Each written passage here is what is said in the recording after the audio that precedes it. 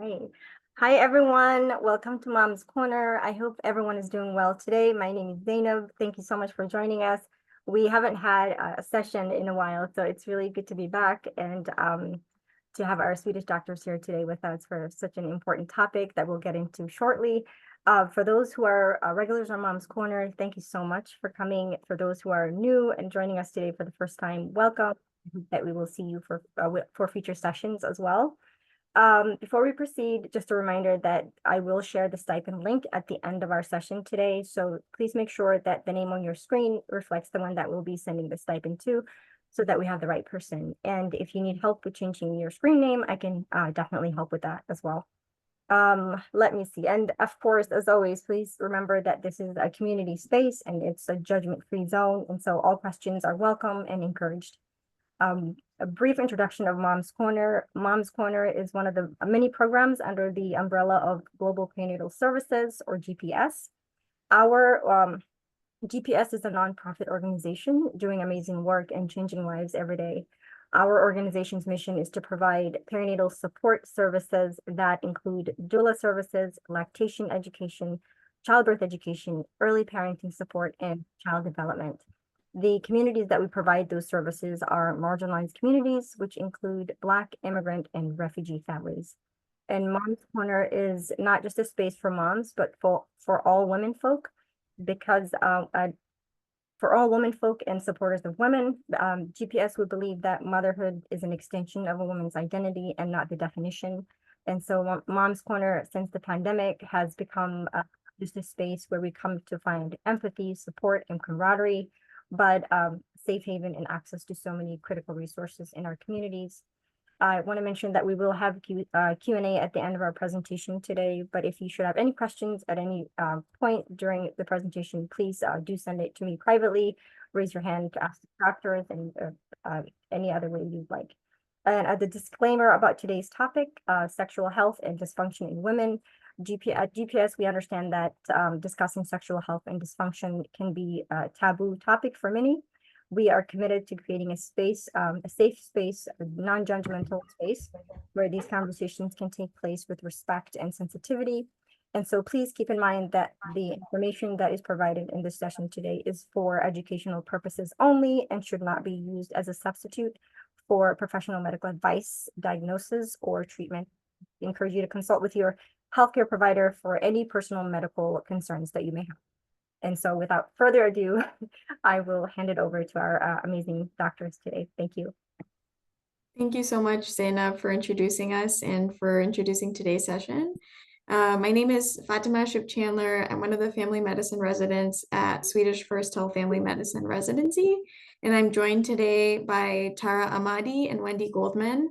We all work together today to put together this presentation on sexual health and dysfunction, and we're so excited to talk to you about this topic. Sexual health and dysfunction sexual health alone can be such a stigmatized topic. And then on top of that, with there being so much of a stigma around any discussion around sex, when we sometimes have issues around sex, sometimes that can be even more difficult to bring up and address. And so our hope today is to have an open line of communication and a platform to empower ourselves with education around this topic, and to have a open space for discussion, a safe space for discussion, and to work through any issues that you may be having. We're all here to support one another and to hopefully find fulfillment in our sexual experiences. All right. So the objectives for today's session include, first off, understanding sexual health and dysfunction, what this means and how this applies to our daily life. Secondly, we'll identify common issues with sexual health and talk about their impact. And then lastly, we'll talk about some evidence-based solutions to addressing sexual health issues. So first off, we just talked about objectives, and first we'll talk about understanding sexual health. Next, we'll discuss some common sexual health issues and the impact of sexual health issues, how we'll address them, and how we empower ourselves, our sexual selves. And then finally, we'll have just an open platform for questions, discussion, and any comments that you might have. So as far as understanding sexual health, The main question that some of us may have is, what is sexual health? I think most of us are familiar with what sex is, especially if many of us are moms or have been moms. We know what got us to becoming moms in the first place. Sexual health is actually a state of physical and emotional, mental, and social well-being in relation to sexuality. And so that involves it's a multifaceted approach of looking at what sexual health truly is without having sound physical health, mental health, emotional health, or social well-being. It's really difficult to be sexually healthy. And so it's really important to consider all of these aspects of our lives when we're trying to have a fulfilling sexual life. And so my question to you all, and you're welcome to unmute and answer, is which component of sexual health which component of health of sexual health is most aligned for you? Like what component of sexual health feels most aligned with what component of sexual health feels most aligned with sexual health for you?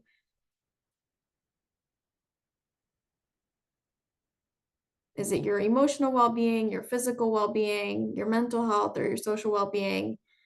I'll just share from my personal experience. When my mental health is not in place, it's really difficult to feel sexually healthy. I usually don't feel in the mood to partake in sex whenever I'm depressed or anxious. And so mental health is probably where I'm most aligned with sexual health.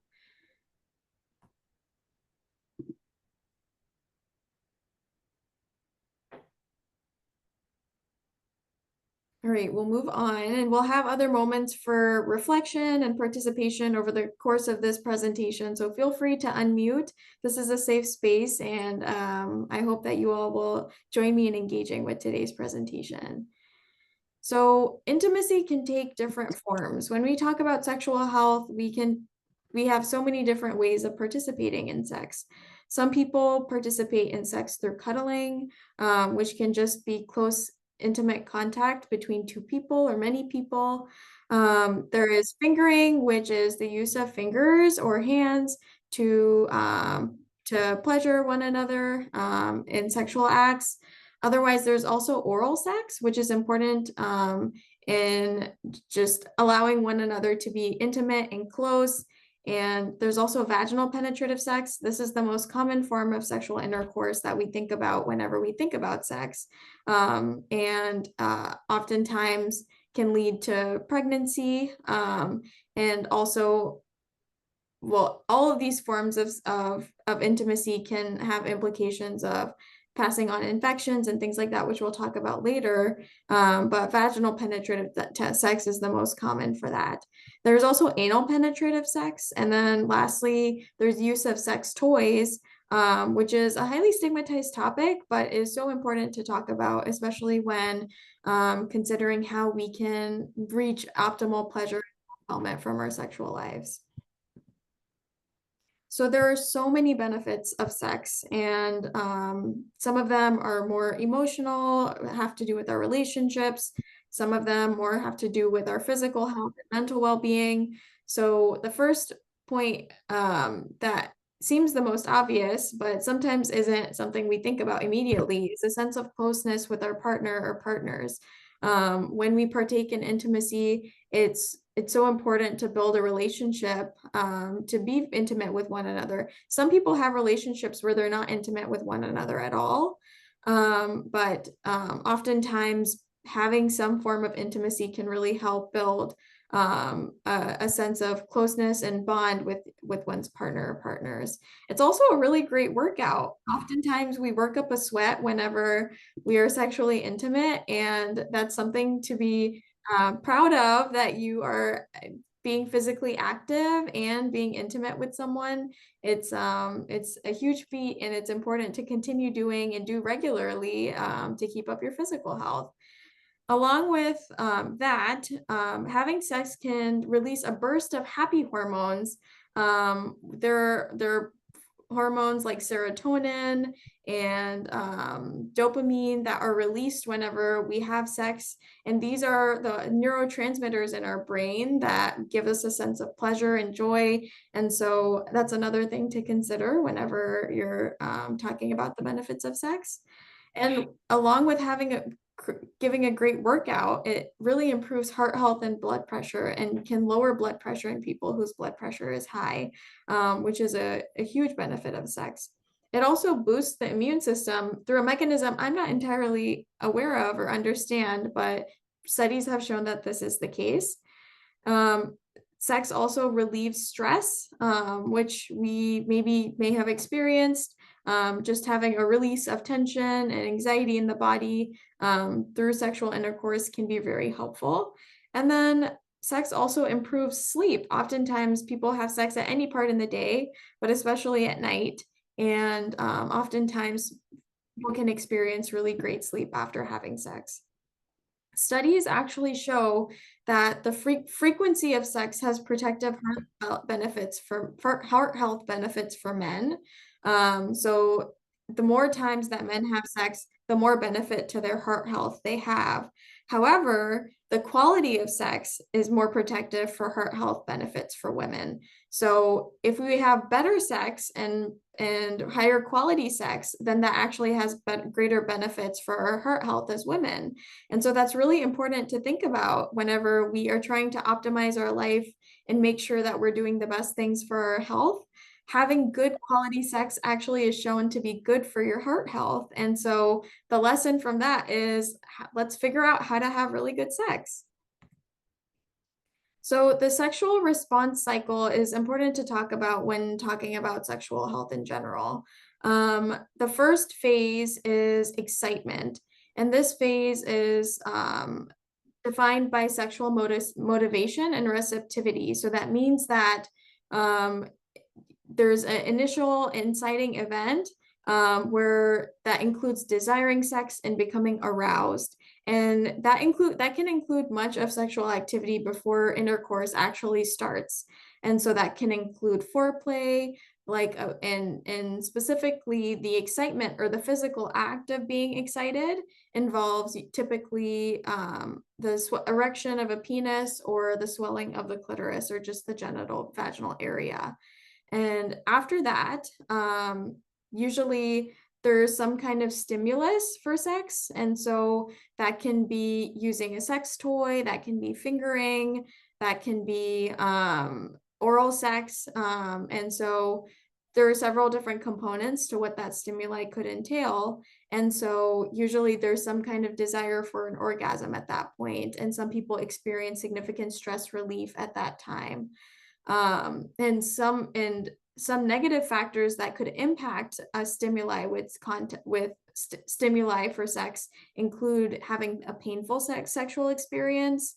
And so that's important to think about whenever you're trying to build the excitement, is to try to minimize pain unless pain is somehow contributing to the excitement for you, which for some people it does.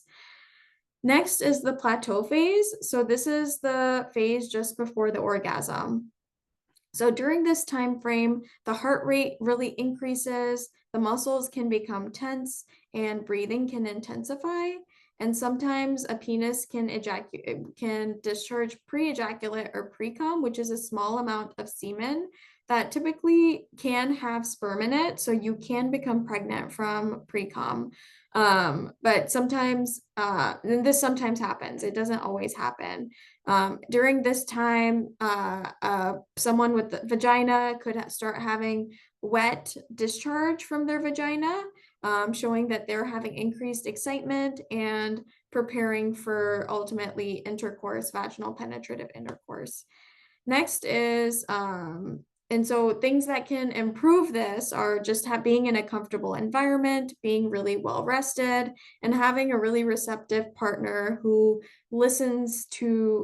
partners that listen to one another and respond to one another and really lean into one another's needs and figuring out what works for what works for them. Some things that can take away from this experience include being in an uncomfortable environment, being stressed or sleep deprived, which can be really hard for moms, especially, and having a non-receptive partner or a partner who's not really listening to you, not really understanding what you want or need, and not really asking you, does this feel good? Can I do anything differently? All of those questions are really important to ask one another. Finally, with the increased stimulus and excitement, ultimately, sex results in orgasm. And so this is the sudden release of sexual tension and pleasure, typically with the sensation being primarily the genitals, but you can feel an orgasm any part in your body. Some people feel it in their toes, some people feel it in their hands, some people feel it in their chest or in just in their bottom part. Some people only feel it in their genitals. Everyone experiences orgasms differently. Sometimes some people don't have never experienced an orgasm before. Some people don't really know what it feels like. And so some people may have felt it, but don't really know how to describe it. And so it's impossible to really describe what an orgasm is because everyone experiences it so differently. But it's the kind of thing when you're experiencing it, you kind of just know. And so I'd be curious to know what everyone's experiences with orgasms are like. And if anyone would like to share that, that would be really interesting. And then finally, resolution of the sexual experience typically involves calming down period right after an orgasm. So the body relaxes and your genitals typically return to their normal state. And things that can bring satisfaction can be positive past memories, or a really positive present experience. And things that can take away from orgasm can be negative past memories. Say you had a sexual experience that did not go well, sometimes that can take away from that feeling of calm and fulfillment at the end of a sexual experience. And so these are just some things to think about as far as how positive factors that we can use to optimize the various stages of the sexual response cycle, and then negative factors that may take away from the general experience of the sexual response cycle. So my question that I posed to the entire group is, which part of the sexual response cycle is your favorite? And I can go back. Do you have a favorite part that you like to really enjoy and try to draw out for as long as you can? And feel free to unmute and share if you're comfortable. And it's totally fine if no one wants to share. We'll just see if anyone wants to open up.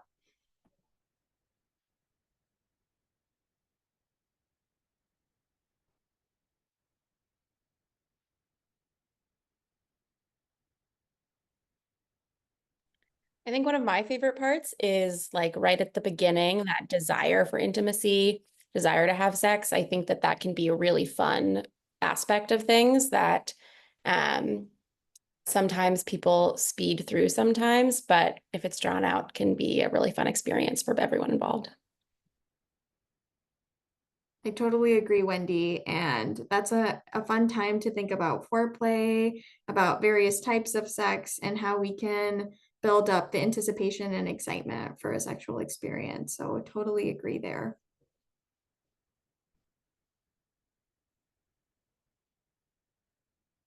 As a busy resident, I have to say I tend to really enjoy the resolution and just the feeling of calm and relaxation after a sexual experience. And the sleep that happens after is typically really high quality. And so I have to say I really enjoy that. Maybe that's a boring response, but that's just me. All right, I'll move forward. And I'll hand it off to Dr. Wendy Goldman here to talk about sexual health issues. Awesome. Yeah, so next we're going to talk about some sexual health issues. Mostly we'll go into where in this whole process things can go wrong and what we can do about it. But first, if you could go to the next slide, we are primary care doctors. And so we love to talk about preventative things. And so the next thing I want to talk about briefly was STIs.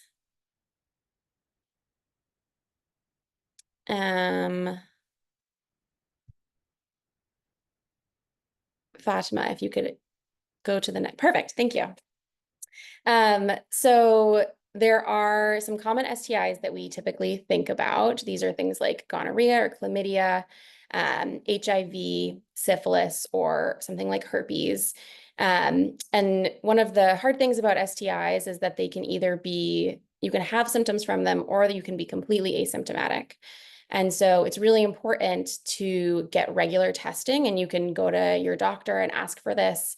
And we are typically just really happy to help anyone get testing anyone who would like it, get testing. Some of the things that you can look out for if you were to be symptomatic from these is pain, which can certainly contribute to sexual dysfunction, different discharge or changes in your discharge, things like a lesion or like an injury on your genitals that could be a sign of an STI. And if you think that you have something like this, you should absolutely go to your doctor so that you can figure it out together, and you can be started on treatment. The really important things to think about in preventing STIs are regular testing, like I was talking about earlier, and then making sure that if you're using sex toys, that you're washing them regularly, and especially between partners.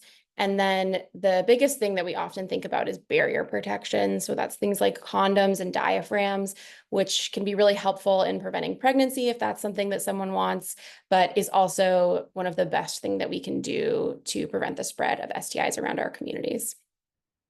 So that is our plug about STIs. We can go on to the next slide. And then to talk briefly or to talk more about sexual dysfunction. So sexual dysfunction is any sort of problem that prevents someone or a couple from experiencing satisfaction from their sexual activities. I think it's really important to highlight here that for something to be sexual dysfunction, it has to have a negative impact, or it has to be distressing to the person experiencing it.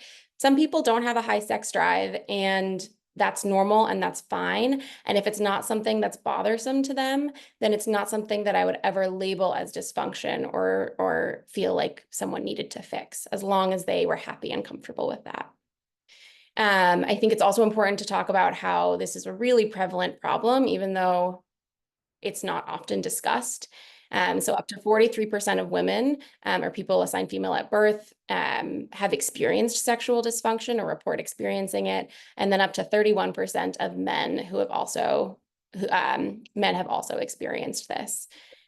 So something to keep in mind. And if you ever feel like you are alone in this, I would really recommend talking to the people around you, talking to your friends or your family or whoever you feel comfortable with, and sharing your experiences, because I bet that someone would have had a similar one to you. You can go to the next slide. So on that note, if anyone feels comfortable sharing, we could talk a little bit about what sexual dysfunction has looked like for people here today.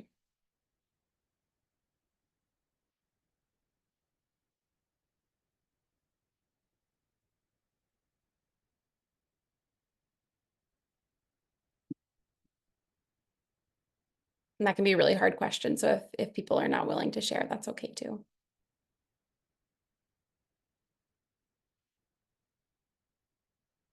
Okay. Goldman, I can share that. Yeah.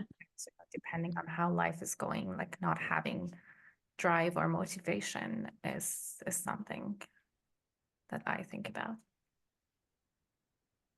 Yeah, I think that we are all in a job that keeps us really busy, and I'm sure that you are all doing things that keep you really busy, and that can really limit people's desire to have sex, and that can be really hard for people.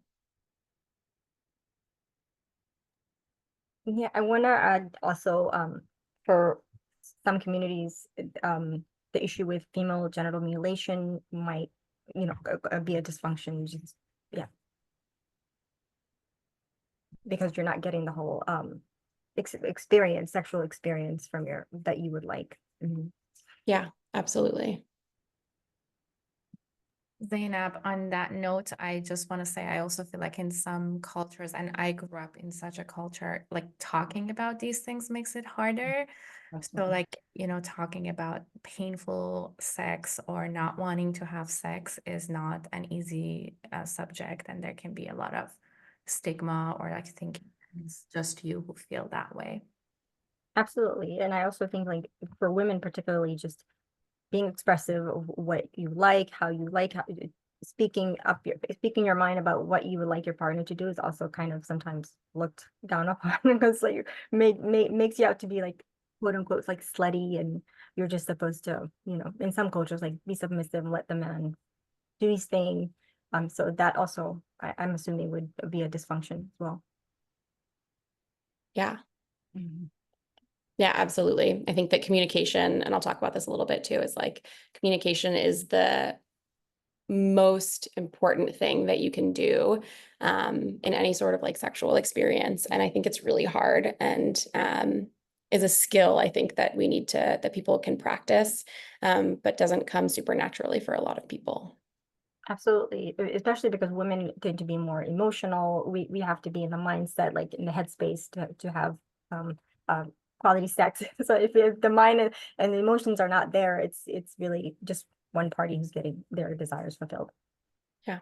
And I think on top of that, like when you look at pop culture, when you look at what sex looks like in a lot of movies or TV shows, so much of it is centered on the male experience. And I feel like more recently things are starting to shift a little bit, but it's really hard when all of the things that you see on TV are not centered on an experience that you would have.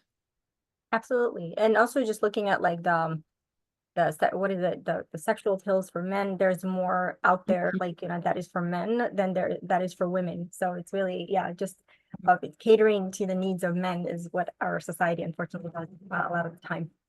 Yeah. And then another point is often it's rare just physiologically for a man to feel pain with sex, but it's unfortunately really common for women to experience pain with sex. And oftentimes women don't speak up about it or think that's normal or think that their pain is okay in the name of someone else's satisfaction. But I just want to name the fact that pain is not something, unless it's something desirable as part of the sex or part of the arousal experience or something like that. Pain does not need to be normal in sex, and there are ways to get around that. And that if you have pain with sex, like that's something to definitely talk to your doctor about. Things like lube can really help with that. But I remember that being a barrier for me at times initially when I was starting to have sex, just experiencing pain with it. And then just it taking time to figure out how to get around that and what ways that I don't have to experience pain with sex. Mhm.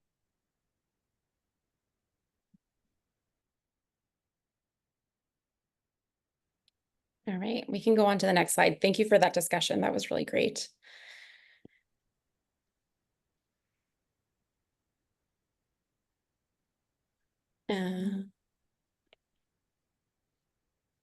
Fatima, can you go on to the next slide? Thank you. Perfect. So thinking about sexual dysfunction, I know we were just talking about some of it, but sexual dysfunction can occur at any time during that sort of sexual response cycle that we were talking about earlier. And so you can categorize it into a couple of different ways. I will also say when we were making this slideshow, it's often referred to as disorders. And I think that disorders makes it sound kind of taboo or bad. And in an attempt to like take stigma away from things, I was thinking about how having that word as part of it can be kind of problematic sometimes, but nonetheless, these are the ways that we in medicine especially talk about things. So initially you can think about sort of disorders around desire or arousal. So that's going to be something like a lack of interest in sexual activity or lack of erotic thoughts or sort of desires. And then when you're thinking more about arousal, that's going to be things like diminished or absent excitement or pleasure during the actual act of sex, or a decreased sensation like we were talking about before during sex, so that you are not experiencing it as intensely as you maybe would like. Next, you can think about problems getting to orgasm. So this is not just the complete absence of orgasm. Orgasmic disorders can include things that delay how quickly you can get there, how frequently you are able to orgasm. It can sometimes mean the complete absence of them. And then the last thing is it can also reflect just a reduced intensity. And this is usually a lot of people's favorite part of sex. And so if we're reducing the intensity of it, that's really not something that we're trying to do. And then the last thing that we've also touched on a bit is pain or penetration disorders.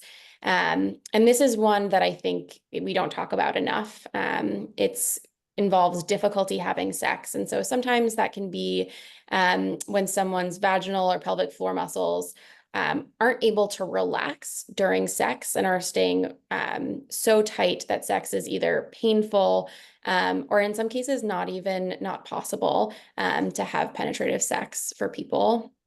And for a lot of people that can cause severe pain. And then kind of after that, when you've had these experiences, or you've had other history of trauma or other experiences with trauma in your past, even that sort of fear or anxiety, knowing that you've had pain in the past and that could be a part of your next sexual experience, that can really make it hard for people to be excited about or want to have sex because of those past experiences. We can go on to the next one.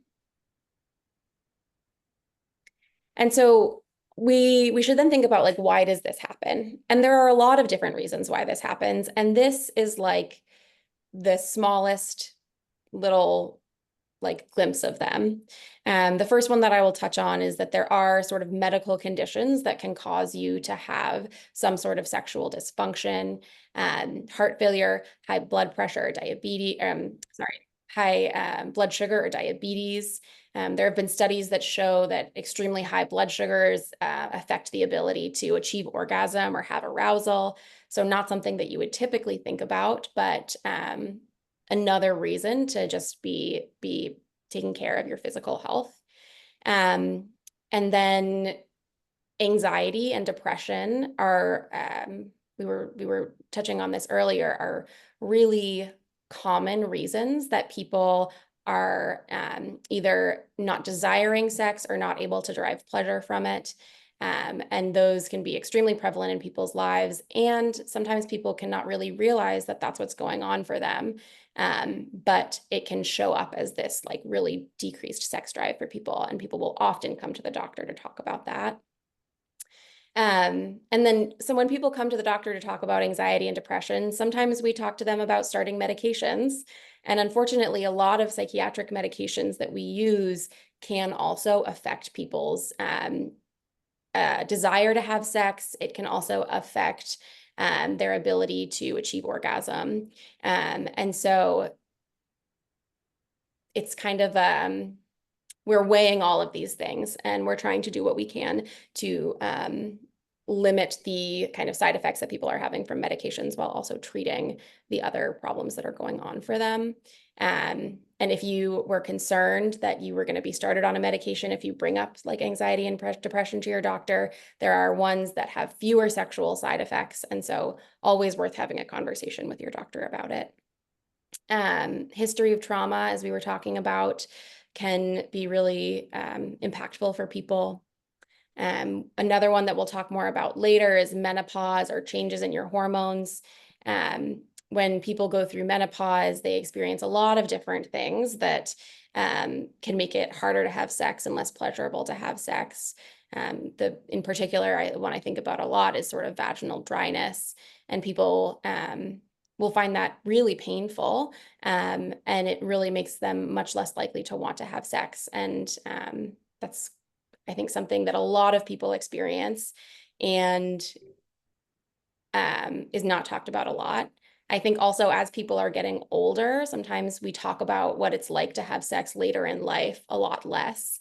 And I truly believe that as long as you are thinking about or desiring to have sex, we should make that as comfortable as possible for people. And so Dr. Amati will talk a little bit about that later. And then a last one that I think about sometimes is relationship stress. And this can be have a big effect on people's desire to have sex and ability to derive pleasure from it. And when there is stress in a relationship, that can often make it a lot harder. I see, Zara, did you have a question?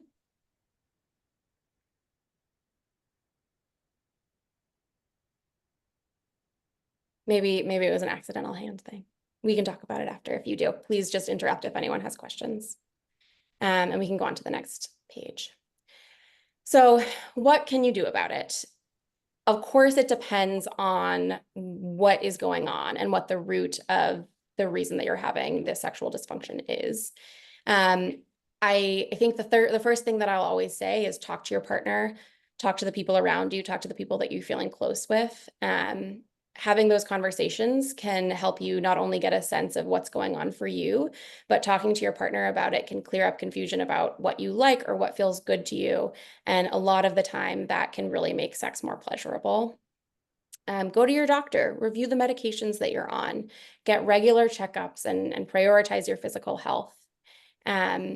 We will talk on in a little bit about medication therapy that can be helpful in some medication therapy that can be helpful for women who experience these problems. I agree that so much medication targeted around sexual dysfunction is really targeted towards men, which is really unfortunate.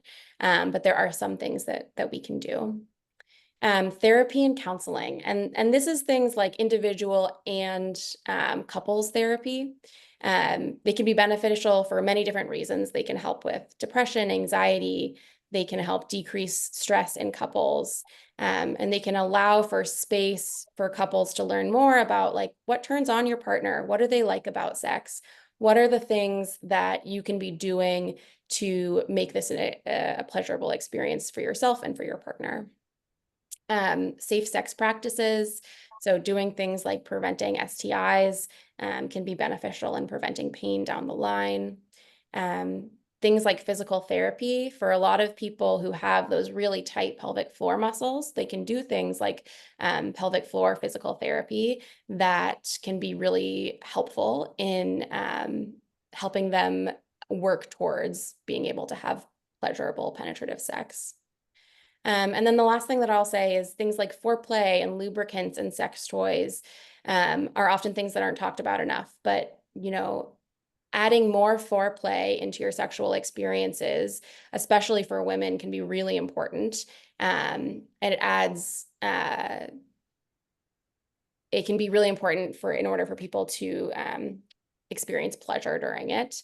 Adding lubricants can be really helpful. You can get there's many different types. You can get them at your local pharmacy. You can order them online if that's like a safer space for you.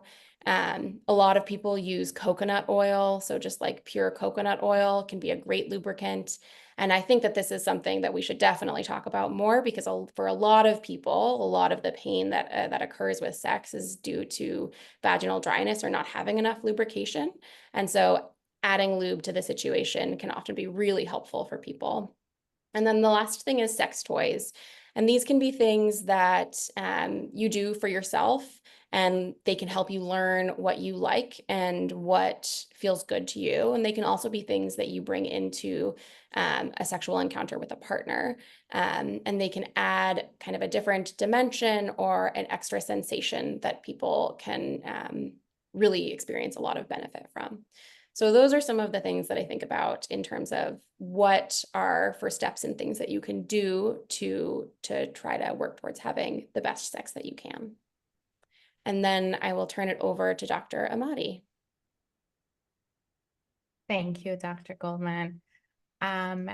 So I want to go to a very good question that Zainab has asked in the chat and start this part with that. So Dr. Goldman was telling us that underlying condition like high blood pressure or high blood sugar can actually result in sexual dysfunction. Zainab asked if high blood pressure medication can have any effect. And basically, when people have these chronic conditions, we want to address those chronic conditions. If you improve the blood pressure, if you improve the blood sugar, then there's a higher chance of having better sex. And then Dr. Ship Chandler mentioned this, that Viagra, which is a medication very well known for male erectile dysfunction, is a pill that was originally developed for blood pressure management. And then they saw that it improves erectile dysfunction. So now it is mostly prescribed for that reason. So one thing is like if someone has a chronic condition, we want to address that. But what if someone has female sexual dysfunction? Are there medical treatments for that? And there are quite a few, although we don't really talk about them as much as the ones for male sexual dysfunction. One of them is estrogen. So estrogen is a hormone that goes down when people have menopause. And if someone's estrogen, either due to menopause or other reasons, including hysterectomy, goes down, people can have vaginal dryness or like less vaginal blood flow, which makes sexual intercourse difficult and painful. So if a person's sexual dysfunction or symptoms are because of low estrogen, estrogen therapy is a treatment for that. And it comes in different forms: creams, tablets, or vaginal rings. Every medication has benefits and risks. For estrogen, there are heart and blood vessel risks. It can increase the risk of having blood clots. That doesn't mean that people cannot have estrogen. It just means that they need to be aware of it. If someone smokes, the higher risk of having blood clots on estrogen is something that your doctor might tell you. Another thing is androgen therapy. Androgen is another type of hormone. We usually think about testosterone when we are talking about androgens. There's not a lot of research on androgen in female sexual dysfunction. There are some data that shows it can improve, but it's controversial, and we usually think of androgens and testosterone as male hormones. But again, there are products that have some topical testosterone that can be actually helpful. Another medication is Ospina. It's actually not that commonly used, but it's a class of medication that is called serum, or selective estrogen receptor modulator. That can also increase the estrogen level, and it can help reduce pain during sex for women. A medication that I was looking at is called bremelanotide, or Vyleesi. It is an FDA-approved medication, and it's actually prescribed for low sexual desire in premenopausal women. So if a woman has low sexual desire, but they haven't gone through menopause, and in the past they did not have any problem with sexual function or sexual desire, this is a medication that can be given to them. It's an injection, and it's not that expensive. I think when I looked at it, it was like $27. I mean, it's not cheap, but it's not something like Ozempic that everyone talks about, and it's like not affordable. It starts working 45 minutes after the injection, and it can last up to 16 hours. But again, there are some side effects, including decreasing heart rate or darkening of the skin. And then it can cause hyperpigmentation or darkening of skin on the face, on the gums, on the breast, different places. And it can cause nausea as well. Another medication, it's Addyi. That's something that was developed as a type of antidepressant, but then again, FDA just approved it as a treatment for low sexual desire in premenopausal women.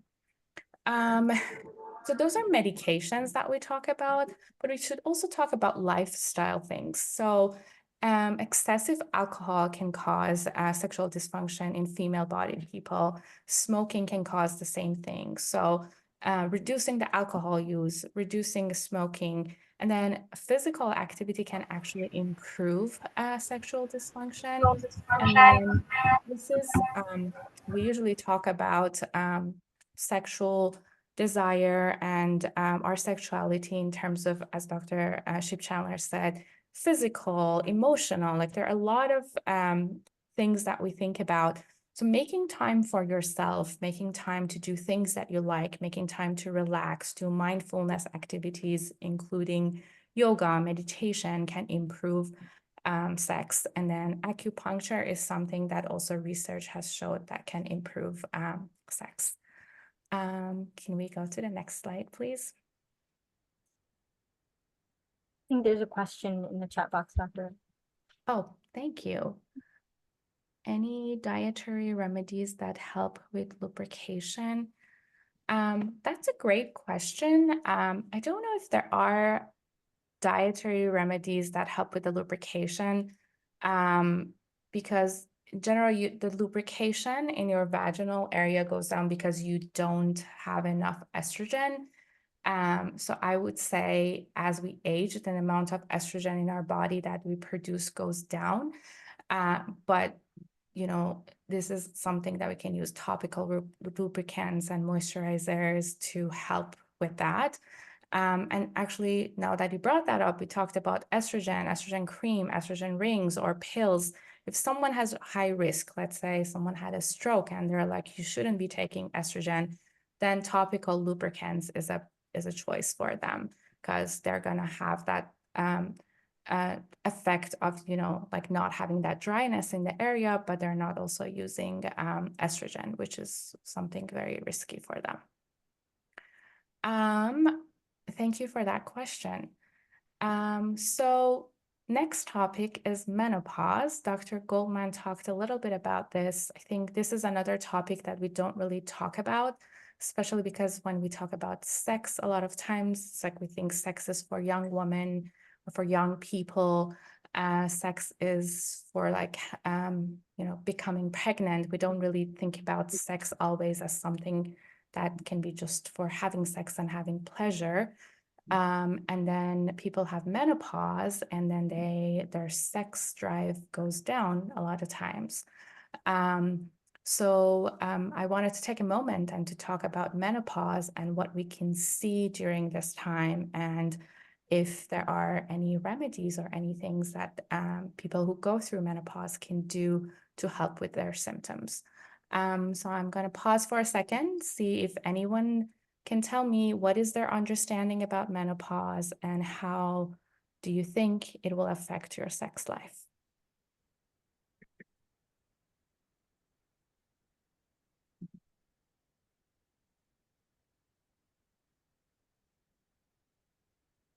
I think that menopause marks the natural end of a woman's reproductive years.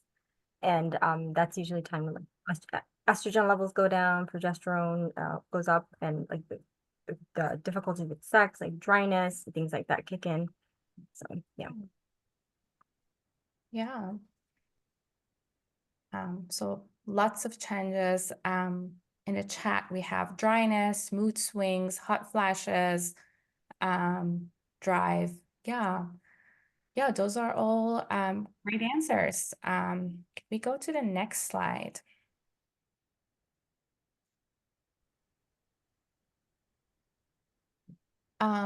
So menopause is when someone's period permanently stops, but it doesn't happen overnight. So if someone has regular periods and then all of a sudden their periods are irregular, they don't have a period for 3 months and then they have a period, then they don't have a period for a couple of months, then they have a period.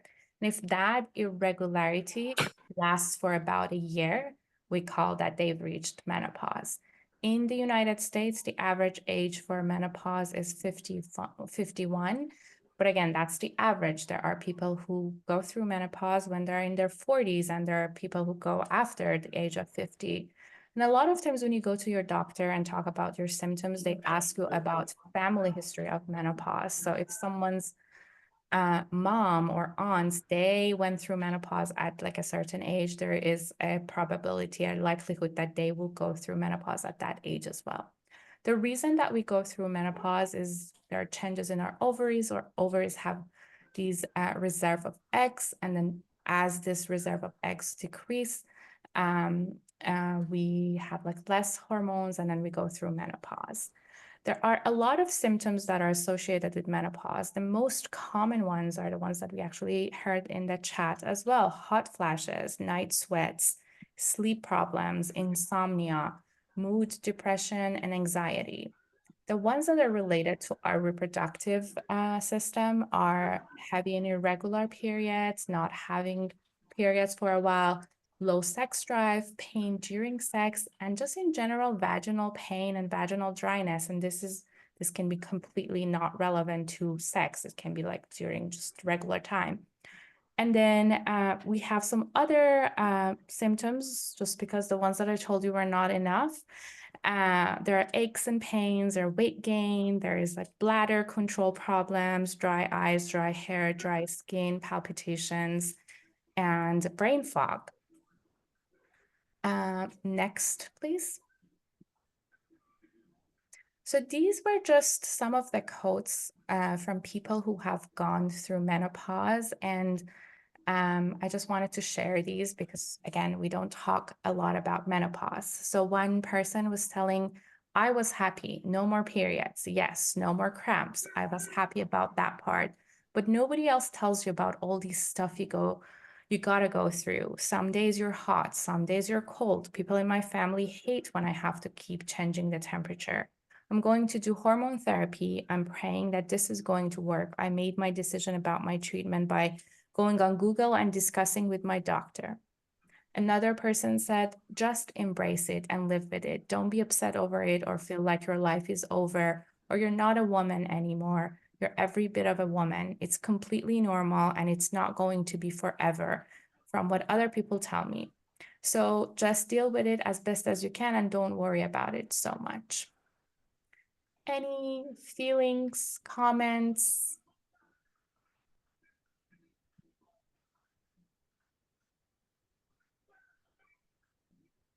I do have a question, doctor.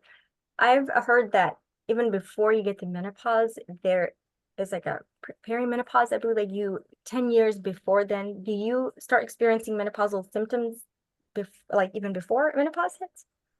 Yes, you can. Yeah, I don't think every person experienced that like for 10 years. But yes, you would, like, in that period that you're like getting your periods, not getting your periods, you feel like your mood is different. You feel like you're hot. You feel like you're sweating. You feel like this dryness. Like I have had patients who tell me like, I'm like physically active. I'm like, I haven't changed my diet, but like I am gaining weight, like weight gain is something that happens. There are people who have like problems, like they never had problems with bladder control. They have problems with bladder control and they get like recurrent urinary infections because they have that problem. So yes, it can happen. And it's not overnight that you're like, oh my God, like I'm in menopause. It's like you see gradual changes and then you like think about it and you're like, oh my God, in the past 6 months, there have been so many times that I can't sleep. I have insomnia and I never had problem with sleeping. In the past, I don't know, like 3 months, I've been sweating a lot. It's not necessarily that like nobody else is sweating. No one else is feeling that it's like hot. My husband is sleeping fine, but I've been feeling warm like all night. And that's different from, I know like for some women, the PMS symptoms, you do feel some of this that you're mentioning with menopause, like you wake up in the middle of the night, you're hot or like you're cold. Yeah. How is that different from menopause? Does that kind of stay with you for a while? So PMS, like it because it's, like Yeah, at a that certain time during the month. But with menopause, it's really, again, you can have a person who did not get any periods for 6 months and has like weird symptoms, and then they all of a sudden get their period. So it's very irregular. So and then it's very constant. You have all these like weird symptoms that are happening.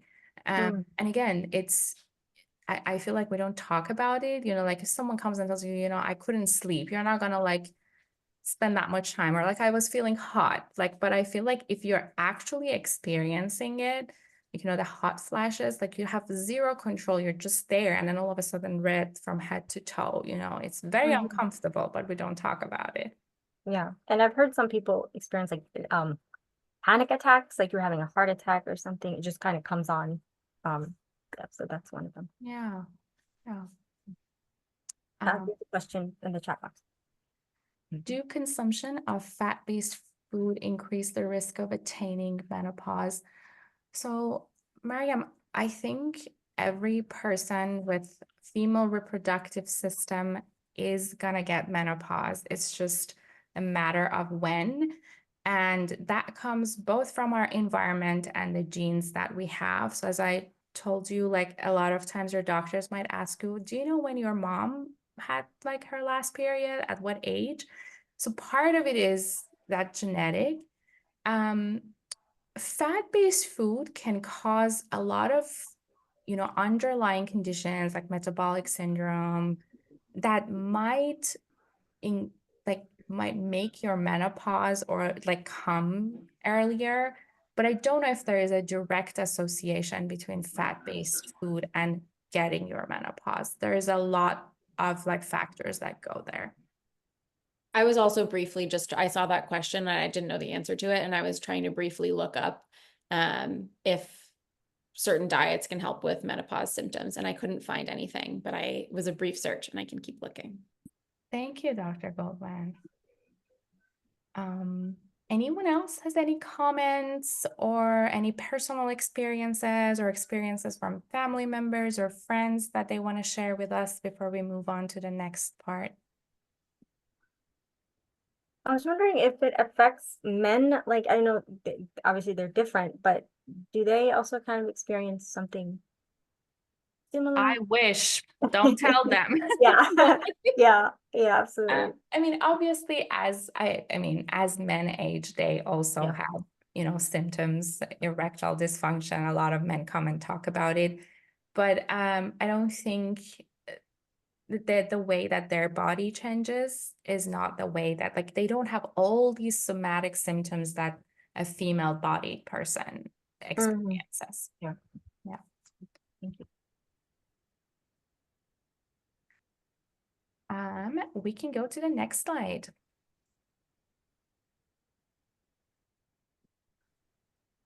So I wanted to take a moment because we were talking about sexuality and sexual dysfunction, to talk about sexual dysfunction categories that can happen during menopause.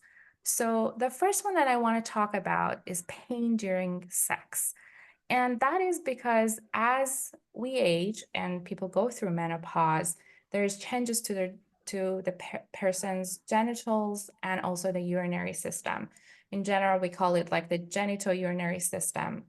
And this is probably the cause of pain with sex, and it's the most commonly described symptom that people tell you. So a lot of people talk about hot flashes and insomnia, but then they come to the doctor and they're like, excuse me, I have pain with sex. So the pain can be constant or during penetrative sex. And it's usually because of the vaginal dryness. So just as our hair, skin, eyes, they all become dry before and during menopause, so the perimenopausal period, so our vaginas. So the vagina doesn't produce that natural lubricant anymore, and sex with penetration can cause irritation, it can cause itching, burning, and really pain. And then some people feel like their vagina is too tight. You even see that when people come for their like vaginal exams, someone who never had a problem with a speculum exam, all of a sudden they're in menopause and you cannot put this speculum. They're like sensitive, they have pain. And it's because it's like very tight. The muscles are super tight, and the vaginal area is very, very dry. So what should we do for that?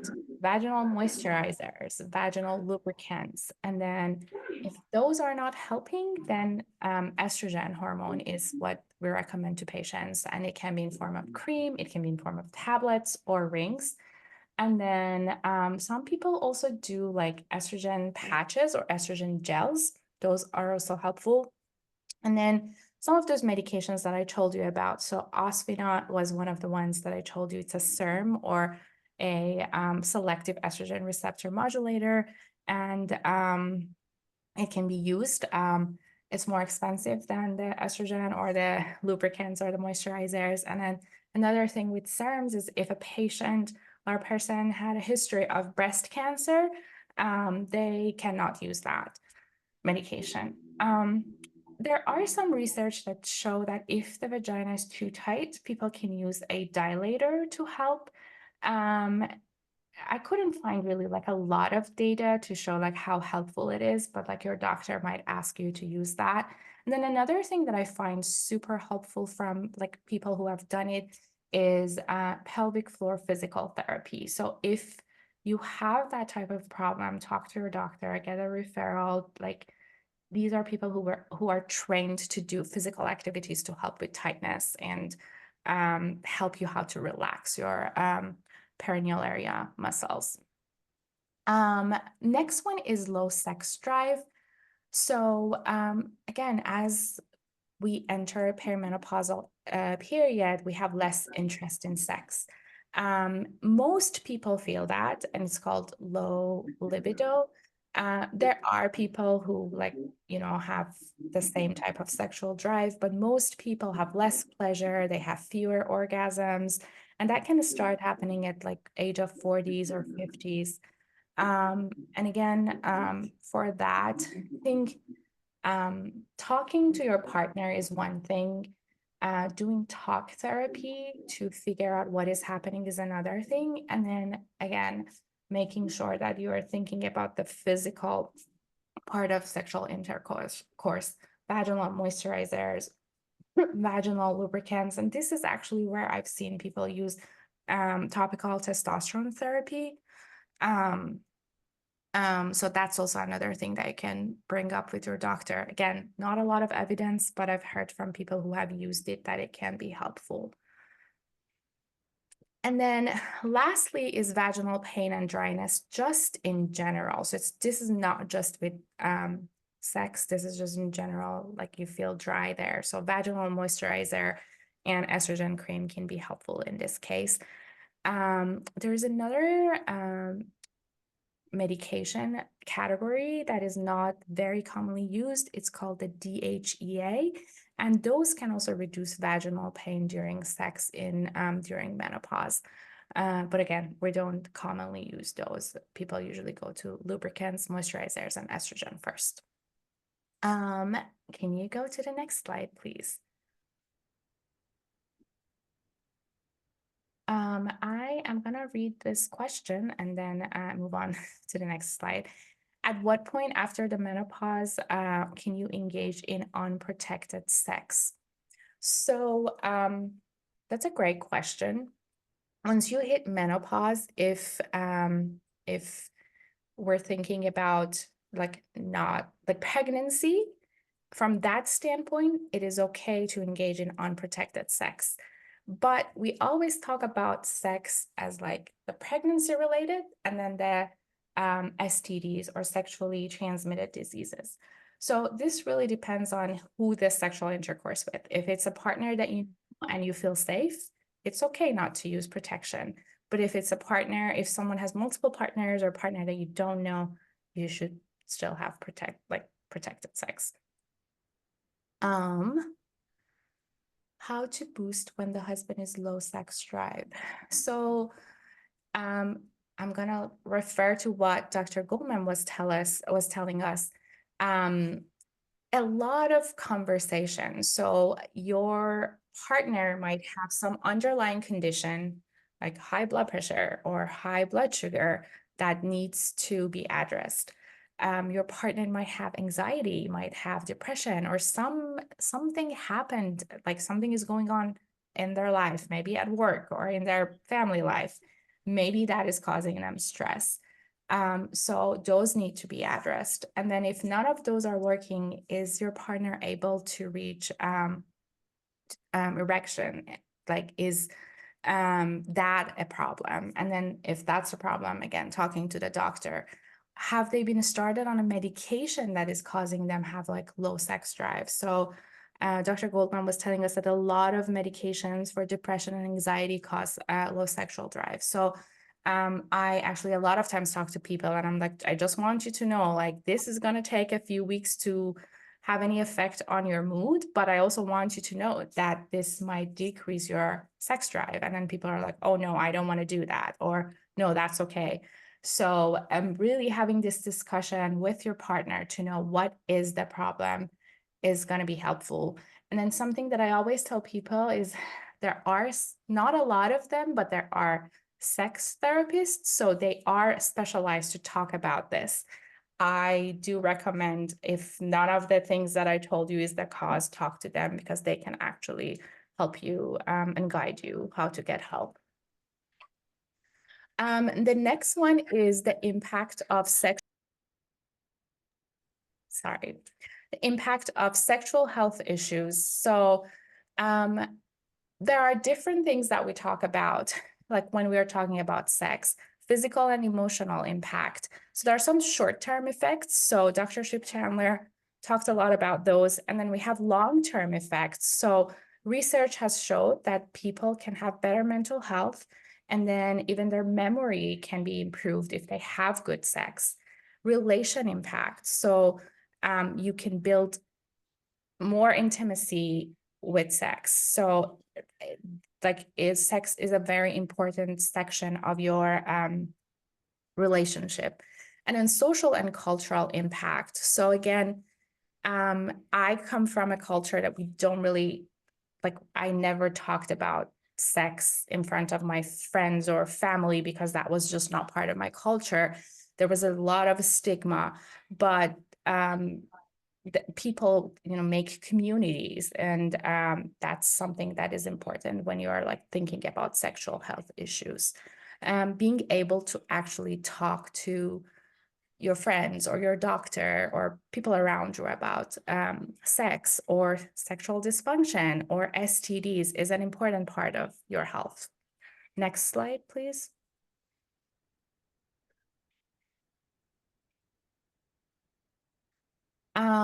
Empowering our sexual selves. I think this is something that all of us have been talking about. It's really important to educate ourselves, to have awareness about sex. Something that I really like is in a lot of states here, not all of them, obviously, kids get sexual education since they're young, and that's really important. And then support systems, you have your healthcare provider, and then there's so many online communities, groups, resources to actually ask questions. Next.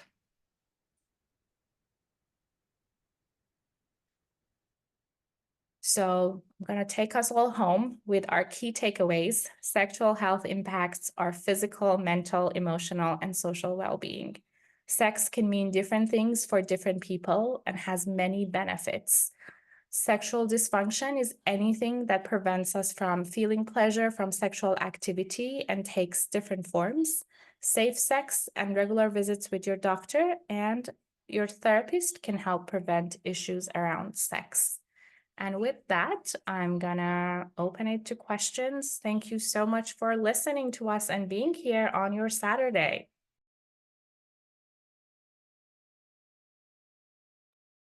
So worth it. Absolutely. Such a fruitful discussion. Thank you so much, doctors. I think you managed to cover all aspects of the topic, hopefully. But yeah, and thank you guys for contributing and sharing your questions and comments. We really appreciate it. And please, if you have any more questions for our doctors, feel free to ask. I think there was one about a vitamin boost. And is there any vitamins that help both to boost? Oh, I can speak on that. So like with most things, there's no one perfect vitamin that will provide some kind of sexual health boost to you. The key to sexual health, like we talked about, there's the social, emotional, physical, and mental well-being that all contribute to sexual health. And so making sure you're healthy generally in all of those facets of your life is really important to generally promote sexual health. As far as vitamins, there are some vitamins that contribute to just or just foods and things like that that contribute to having healthy vaginal pH, which is how acidic your vagina is. Um, Having green leafy vegetables, soybeans, and like foods with healthy fats like cashews, walnuts, things like that, can be shown to help with just maintaining a healthy vaginal environment. Having probiotics in yogurt can also help with maintaining a healthy vaginal environment. And cranberry juice has some contested data as far as helping to prevent urinary tract infections. But one thing that's really important as far as preventing urinary tract infections is after sexual intercourse, going pee, and making sure that we're urinating after having intercourse actually clears out the entire urinary tract and helps to prevent the development of a UTI. And so it's important to think about all the various foods, just generally having a really healthy diet. If you'd like, you can take a daily multivitamin, like a women's multivitamin, and usually that will give you all the vitamins that you need to make sure that you're functioning in a healthy way. And that will generally help with having healthy like sexual functioning, but also making sure that you're performing healthy behaviors like urinating after sex, using safe sex practices, cleaning your toys, things like that, all contribute to having better sex.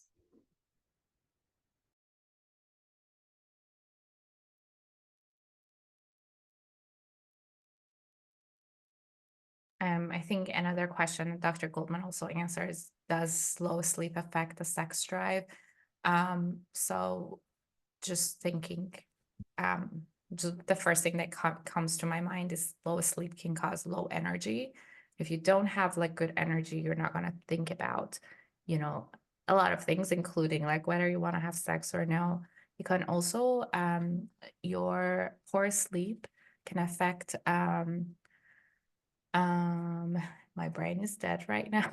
Oh, yeah, the hormone levels. And so it can affect the testosterone level and estrogen level in your body, and it affects actually your core temperature. So all of those can affect like your sex drive.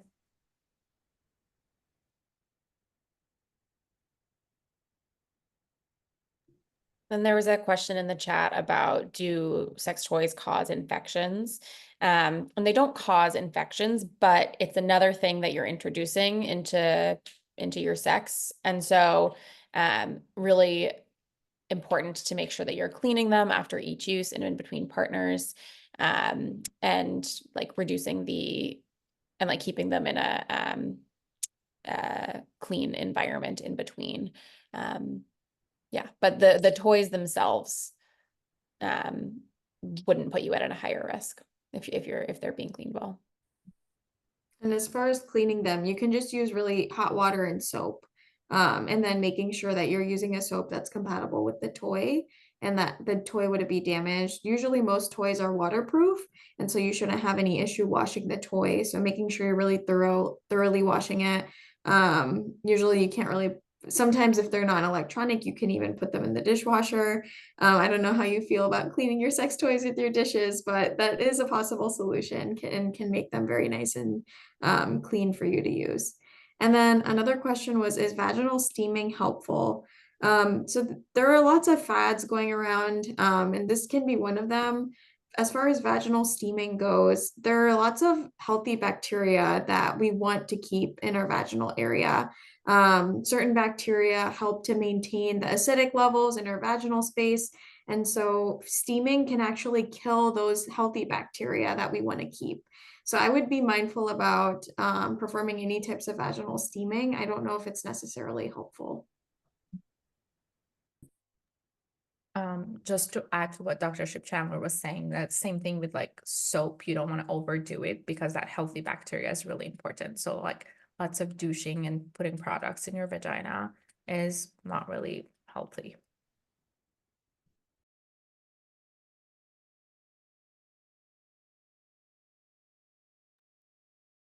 I can speak to that question, Zainab, a little bit. Um, it is really hard again, I grew up in Iran and we never talked about sex. And I remember when I was in medical school, the first time that I had to ask someone like sexual history, I felt like I was dying because I was like, this is none of my business. I should not be asking this. And I feel like as I have been asking more and more, now it's very natural for me to ask people, like it feels okay.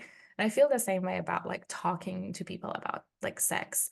I remember I was doing a STD, I was just translating, I wasn't like teaching STD panel for a group of immigrants from Afghanistan. And as I was like telling them, and it felt very weird, I have to say, like saying those things in Farsi was a lot harder for me than saying them in English. But then I realized like nobody was looking at me when I was telling them. And this is a group of people that I knew. But then it was interesting because like a few weeks later, one of them came and asked me a question. So like I feel like I don't expect everything to be discussed in one session, but like just bringing it up and saying like, by the way, this is important and I do care for it and I'm here if you have any questions, makes people feel more comfortable to come and ask their questions when things come.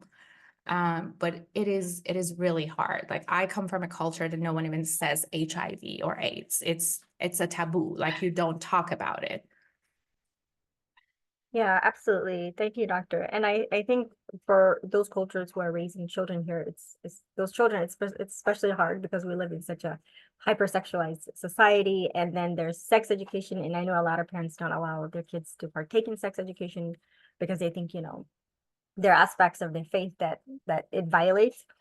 But I also think like it can be very empowering and educational for students, especially if someone who has an understanding of that culture or like a way to broach the topic in a sensitive way to the kids is brought in. So I yeah, it's really like they're doing a disservice to I think the children that are growing up here because they have so many questions and you can't talk about it at home. So it's really hard for that. Thank you for sharing that. I think there are a few more questions. I'm seeing a question that says, what should I do if my husband is jealous of toys? And so I think the main feedback I would give for that or advice is to incorporate your husband in using the toys. And so maybe encourage him to use the toys on you or show him how to use the toy to help pleasure you. And so that way he feels involved and engaged and that he's participating in sex with you in that intimacy so that the toy isn't something to feel jealous of, but to empower your husband to hopefully help you feel more pleasure. And so that's something I would encourage you to do is just communicate with him, involve him, and then show him how to use the toy for you. And there's another question regarding fluid during orgasm. I'm not entirely sure what the question is, but having fluid, a gush of fluid during orgasm coming from your vagina is completely normal. That fluid is usually really thin and sticky and liquidy, and the purpose of that is to help facilitate or to help guide the penis and make it more easily or more comfortably penetratable and more easily penetrated in your vagina.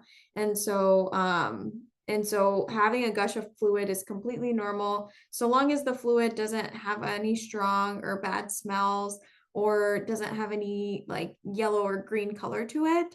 I would not worry whatsoever.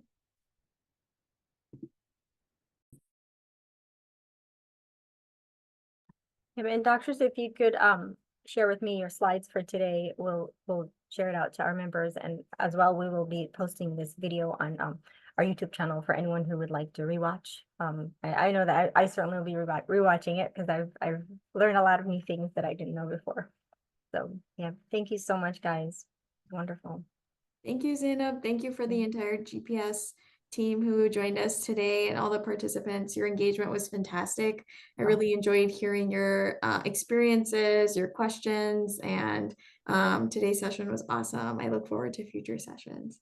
Absolutely. And this is the biggest turnout we've ever had. So that's a testimony to the topic, and just the presentation was out of this world. So thank you guys so much. And we can't wait to see you in a few months and do it all over again. Thank you, doctors. And thank you everyone for being here today. Really appreciate it. Thank you everyone for being here. It was a pleasure. Thank you, doctor. Okay, we'll see you next time, guys. Bye.